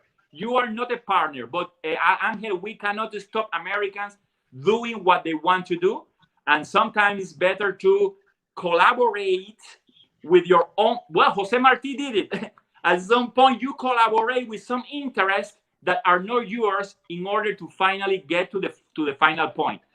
What I'm trying to say is, can we Cubans create a lobby to support the embargo, to make sure that the embargo is not lifted at all, while at the same time not alienating the Democratic Party, not completely alienating the Democratic Party? Jorge Mascanosa gave millions to the Democratic Party and millions to the Republican Party. He felt, it was another time, of course, but he felt that he needed to advance the Cuban freedom, the Cuban democracy goal with support, with money, with interest by any means, no? And so it's a complex scenario. I have not a final point here. What I'm saying is we cannot be 4 years waiting for the next Republican president to work to advance the cause of Cuba. And this administration is committed, is creating fake scenarios, fake service, fake public opinion. The New York Times will do it again, like it did it before with Ernesto Londoño's op-eds and publishing opinion, etc. They already have it ready. Ben Rhodes, everybody is ready to do it, and they will do it for 4, maybe for 8 or 12 years. We don't know, Angel, and we need to be alive and working right now, whatever the scenario the Americans commit. Otherwise, we need to go into resistance against the American government. No, I don't think that's an option right now. I want to make an opinion about it, Yes. if you let me. I disagree with you on that part, and I want to give you an example. Canada have a relationship with Cuba since 1948, even before the revolution. The Canadian are able to go to Cuba, enjoy the beach, has business in Cuba, especially the tourist part. Canadian government have business with Cuba. The cherry is an example of that on the minority part, and nothing changed in Cuba. And the Canadian just make, I'm sorry to say that, but the tourists in Cuba, you know what the people go to Cuba. It's a shipping country. The people with money the 1% of the population, the one to can make a change on the political view of the government, wherever in US or in Canada, doesn't go to Cuba. They don't have interest to go to Cuba. The Canadian tourists in Cuba, they are poor or middle class, more poor than middle class. Believe me on that. They don't know nothing about the political in Cuba, and they don't have interest on that. They just want there to enjoy the weather because it's too cold here. And they just say, oh, as soon as I say I'm Cuban, oh, Cuban is beautiful, beautiful beach. They don't care about the political. They don't make any sense about it. And as a community, a Cuban Canadian here, we have to fighting with the government because of that.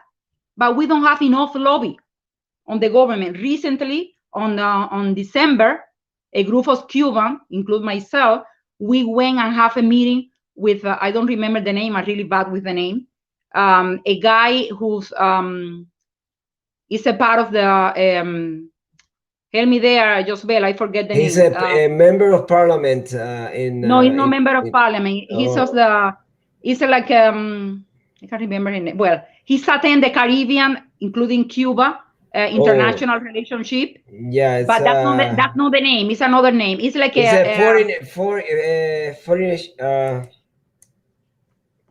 I forget the name. Well, we talked with that guy, and the guy they never recognize what is the political problem in Cuba. They say the government in Cuba, and remember when Obama started to open in Cuba, a lot of my Canadian friends, they start to panic and say, oh, Cuban will be ruined because the American go there. And I say, excuse me?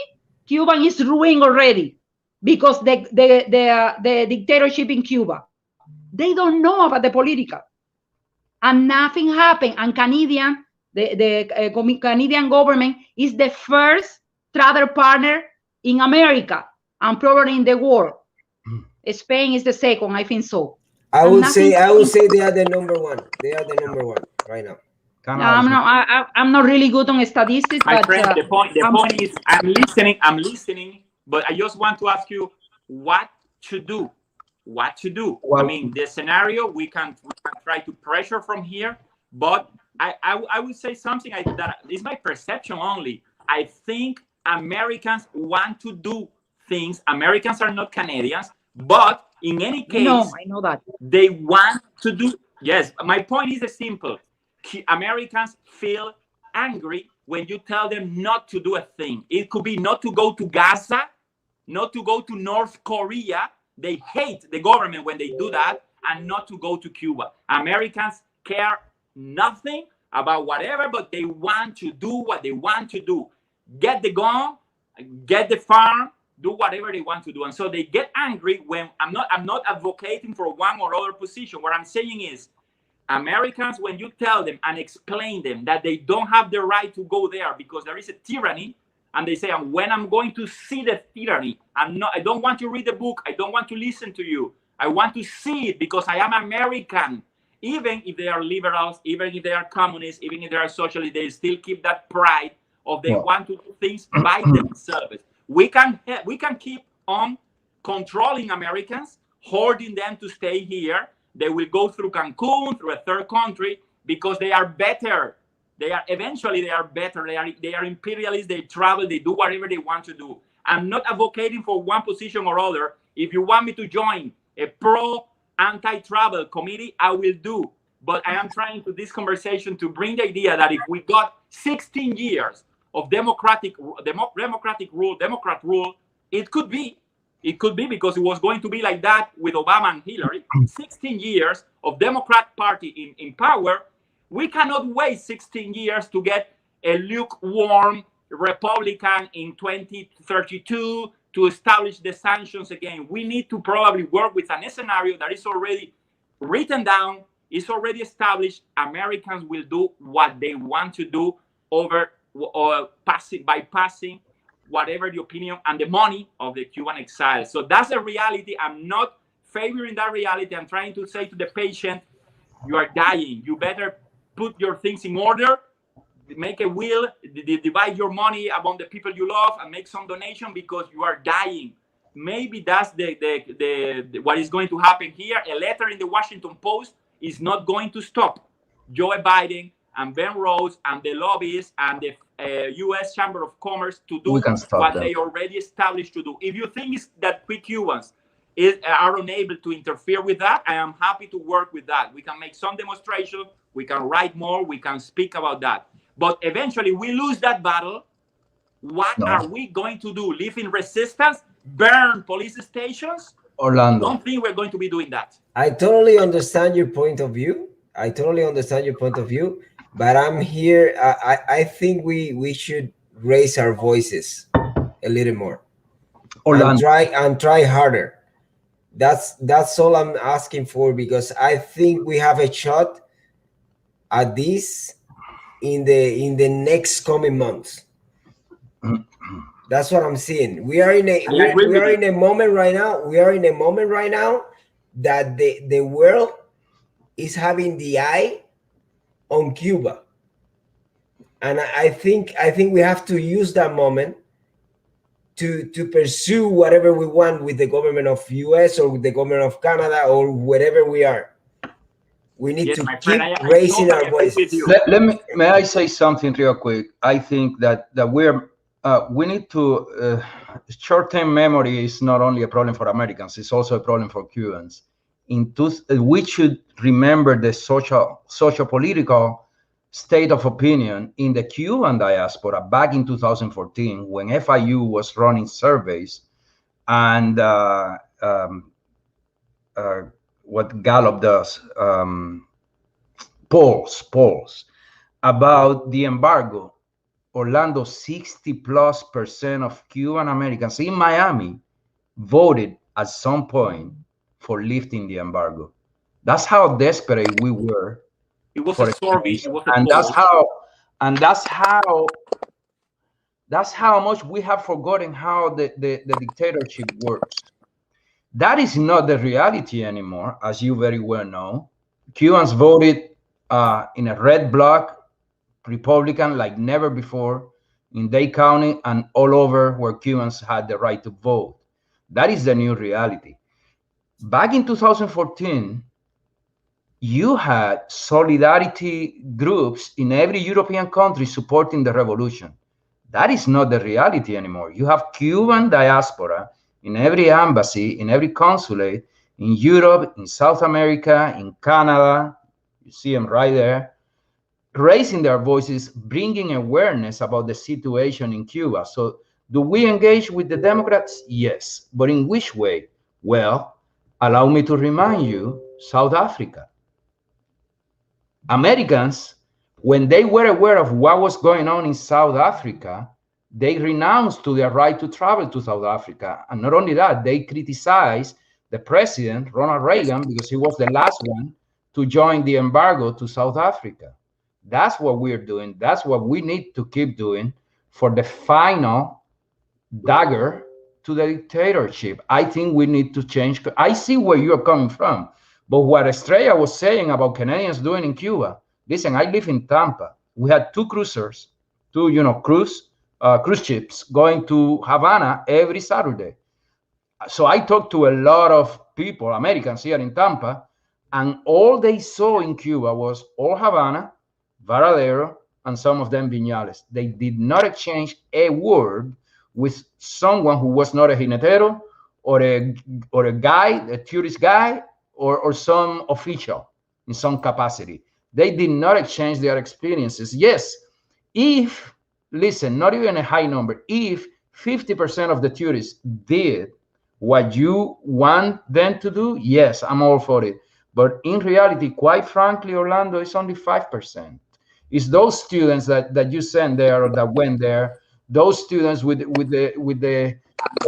want to experience the reality of a socioeconomic society that they never experienced before other than books. And they even then couldn't do it because they had the jineteros, as you said, making specs to them with their eyes. So the reality is, I agree with you, we need to engage with the Democratic Party. 16 years is too much, 4 years is too much. I think we can finish this in 2 years. with the right support and the right strategies. Right now, we are organizing Eliezer and many other people a march in Washington in March. Yes, 20. good. Of course, Absolutely. it's good. Not only that, what happened in Miami. Yes, you talked about writing. I was going to ask you because I can tell that you write because it's my case too 10 times better than the way we speak. Because when you write, you have your whole vocabulary ready for you in a silver plate, right? When you're talking, you're thinking in English, but it's not your native language, of course. So yeah, why don't we do more of that? Why don't we write more? Send op-eds to a local paper. Listen, just this Saturday, 16 pro-lifting embargo ciberclarias got on a bicycle and did a little march in Miami. It wasn't even 20. CBS Miami, the local channel, was reporting it in the news. You see, we're fighting against a tremendous monster, and you are right. The New York Times is going to do it. The LA Times already did it. Chicago Tribune already did it. The Chicago Council voted unanimously to lift the embargo. I mean, it doesn't matter, but they did because we are fighting a huge monster, which is the media, in not only in America, but it's a global phenomenon, as you know, where they control the state of opinion, and it's mostly liberal or extra liberal or ultra liberal or extreme liberal. So, but what we are doing, raising our voices, raising awareness, and it's not only Miami anymore. That's the thing, it's Kentucky, it's Canada, it's Europe, it's South America, and it's the European Union. So when the Democrats, I mean, Biden took a step the other day that I was surprised, extending that one measure of the chip. He extended that for 1 year. I see that as something that is not going to be completely open, at least not like Hillary was telling you in FIU, which to me is completely wrong. You don't do that with apartheid. Why would you do it with Cuba, where we know there is an apartheid? Nobody has put it on the New York Times. The day somebody writes, and the New York Times very unlikely will publish something like that, the reality in Cuba is apartheid. There is apartheid against people who are not communist. Okay, Angel, let's give him a chance to reply. Yes. No, just briefly. I completely agree with you, but let me say something. I repeat that I just want to leave that here so that it's not only there is one line which is ideological. Some U.S. representatives and some U.S. Senators are pro-Castro. It's very important to know that. So there is an ideological fight.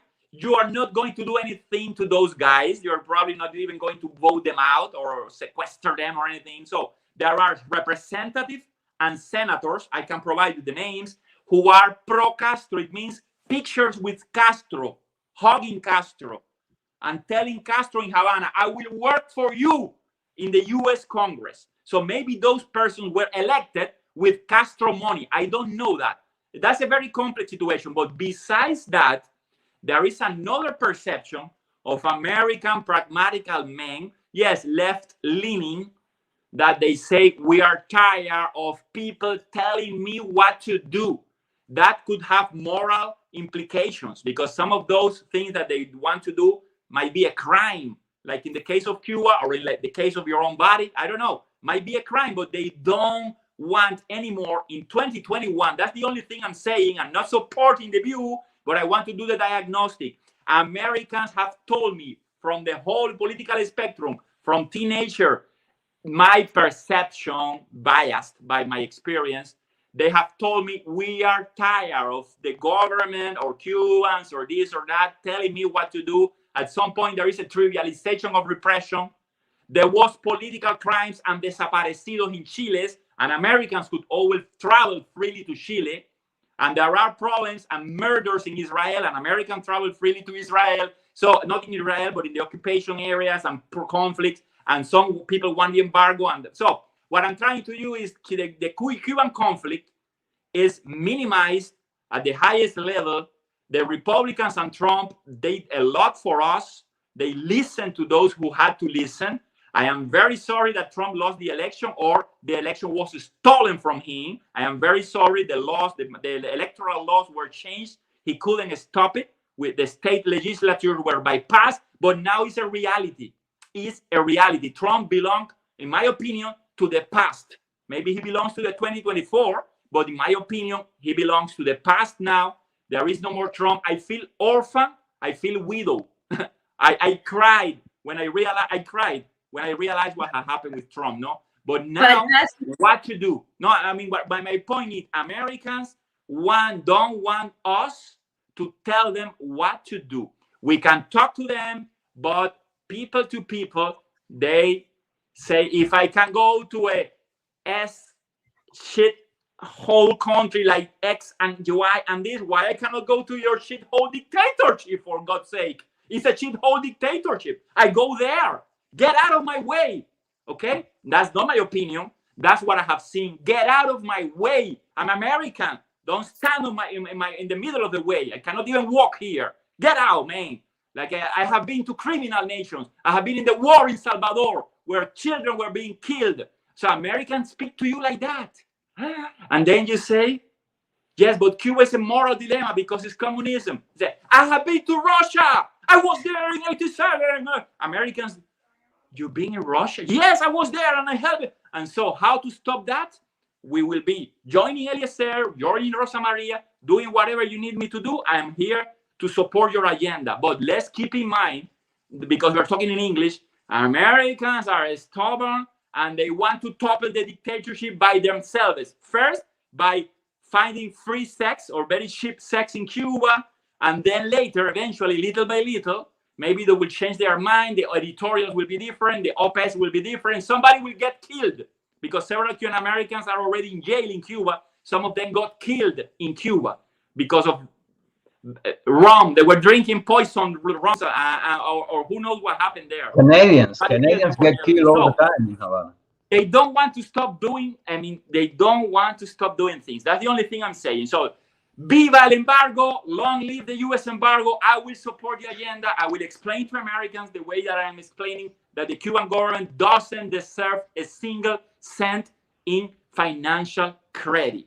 Yet, Americans want to step on the island like indeed they did in 1890, 1898. They want to be there. They want to make comedies like Conan. They want to film in Havana, and they want to do it before they die. That's the tragedy. Biopolitics. The time of our life is. And they want to do. And Americans want to do it now. And they want to do it before it changes, which is when I hear that, I can't even. Sydney, chime in here. We need your point of view. I'm gonna step out at just saying that I get Orlando's point. Orlando is being extra pragmatic and fully aware of Americans' way of thinking. And I think we all should. I think that we might influence that thinking a little bit. And this is what these channels are for. Of course, we agree. Oye, clappy, and good luck with your PhD, right? Yes. Un abrazo. Thank you very much. I fully agree with your points, and I think you have much more experience and more insight than me. I'm just trying to give you the American limited experience that I have had. Only that. No problem. Thank you, Isra. My dad. I need to go to. I need to put my kids. It's almost time for all of us to go because. Thank you so much for being here, Orlando. And I understand your view, but we need still fighting, and special, we need the lobby on the political. Yeah. In whatever country we are, as a community, we need that. But love is our money. We need that. Yeah. Love is our money. True. Yeah, that's true. And the money is going in the billions to Cuba in remittances. That's what we are doing with the money. Sending it to Cuba. We don't want Americans to send money, but we want to send money because we have relatives in Cuba. And the billions, we are sending money in the billions. Instead of putting that money in lobbies and political action committees. So complicated. That's true. Well, I left a Canadian here, Josbel. Just cover for me. I need to go. Okay, thank you. Have a good night. You have a great night. Take care. Bye. Thank you, Stella. Thank you for joining us. Josbel, is there anything you want to say before we leave? No, I just wanted to like to say like I completely understand the point of view, and I'm one of those that like to I like to see both sides Yes. of the dilemma, and the other thing is like we have to see both sides, because that's where the answer is gonna be, and I agree. and that's how we are gonna kind of influence our people back home, and we're gonna be able to like get that unification that we really need in order to get everything, and finally get our freedom. That's Cannot agree more. yeah. Agree more, man. Yes, absolutely. It's a Okay. complex situation. We Yeah, it are, is. the dictatorship has survived Ah, yes, 62 years. Yes, it's great. And so you don't survive 62 years in power because you are stupid or you are weak or you are fragile or you can be toppled with an embargo, you can be toppled with this or that. You survive 62 years because you are criminal, because you have killed people in Cuba and you have killed people in exile. And so it's a very complex reality. We are just citizens. We don't have weapons. We don't have the machinery of the state, and we are dealing with that. So we are doing our best through communication channels like Let's Talk About Cuba, and we are doing that peacefully and legally and beautifully, no? And so maybe sometimes we need to join agendas that we don't support and we don't share, only for the purpose of advancing the process of erosion, the process of little by little bringing down the legitimacy that remains upon the Cuban government. And I think channels like this, music like Patria y Vida, and films like Plantados, which the premiere is in this month, I think this will be the year with a symbolic radical transformation, a symbolic radical transformation in the public opinion of the United States. I expect that by many cultural products that are going to happen. The political transformation in Cuba, I am not so sure, because we're dealing with a mafia. Has North Korea changed? Has China changed? Has Russia changed? Has Iran changed? So I'm not so sure that we can immediately do it just because we are eager and we are desperate and it's about time. It's about time. But we were not going to remain silent. We are not going to remain silent. No, and yes, just like we are going to fight, against what's happening in our country, we need to do the same thing about what's happening here in America. We cannot stop just because now, the Democrats are in the White House and in all the houses, does not mean we stop, because they've done a great job at never stopping. Yeah. So that's the one thing they are very good at and very consistent about, is they are very consistent and never stop working. Even when they lose, they're always working. So we need to do the same thing. Sydney, any last minute words here?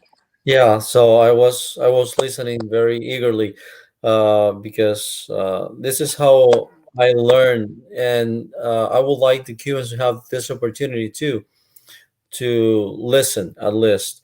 And after listen, you create your own grounds and what to do. But I agree with Orlando in a very high percentage, and the lowest percentage that I don't is because that I feel that we are doing this for a purpose, and maybe when our voices grow up all around the world, when we are able to go to a common ground and say the words that we saw in the last post with or Luis Manuel Otero Alcantara saying, I can join you, even if I don't think 100% about you. I can join you in a common cause, in a common ground, in especially when that ground is what have cost us 62 years of our freedom, and it's taken a toll in Cubans in and out of the country. And I think that at least we can tell them when then come back from Cuba. I told you guys. I told you. And I feel the same. I work. My whole work environment is Americans, and they are super stubborn, and they want to touch and they want to feel by their senses. They are very very pragmatic too. They want to touch grounds, but at least I can tell them I told you guys. That's right. And you And did it because you and wanted to. sometimes it takes that. Sometimes I agree. There are times even it got to the point with our elections here that it got to the point where I said, you know what, maybe they just need to have a little bit of their own medicine so they can see what it's going to be like. And sometimes we need to do that. We need to sit back and say, you know what, it's time for them to learn and learn by their mistakes, because unfortunately, I mean, we've seen it with Venezuela. We talked our heads off to them, and they wouldn't, they just wouldn't vouch. They kept saying that's not going to happen to us, and look at where we are now 20 years later. And unfortunately, people need to learn by their own mistakes, and sometimes it just takes that. And I have seen, though, I mean, when many times when we used to have an Airbnb when Obama opened up, our family in Cuba had an Airbnb, and let me tell you, Americans, were not happy with a lot of things. They're very, it's a very hard market to make 100% happy, because they're so used to everything we have in the United States. And when they go into a third world country, they don't realize that they're in a third world country. They still want to be able to pay for their luxuries, which there's no way we can give them in a third world country. And so when they come to that reality, sometimes they understand that this is how it is. But thank you for joining us, Sydney. I'm going to say my goodnights to you. Thank you again. Orlando, thank you. It has been a wonderful 2 hours and 7 minutes. Thank you again for joining us. I've enjoyed our conversation. I know the chat has. We've seen so many nice things and so many nice comments. So I thank you again for honoring me with your visit in our little channel, because thank it's you, not. Isra. Thank you for allowing me to share my voice. I know I talk loud. I know I make a lot of. We all do. We are very happy the conversation went very, very well. I absolutely agree with all of the points that were expressed. I was trying to bring. I always tend to be a little always like counter narrative. I always want to bring the opposite point. And it's 62 years. It's impossible to remain constant or consistent after so many years. People are desperate. Let's talk to the humans, to the human heart of Cubans, wherever they are. I've heard families broken by pain. The old guy they are saying, "I will never go to Cuba until Cuba is free," while his wife was saying, "I would like to go anyway to see the place where I was born or my parents died, but I don't go because I know that I will break the heart of my husband." So there is a lot of pain, a lot of human pain. That's what we try to call the attention.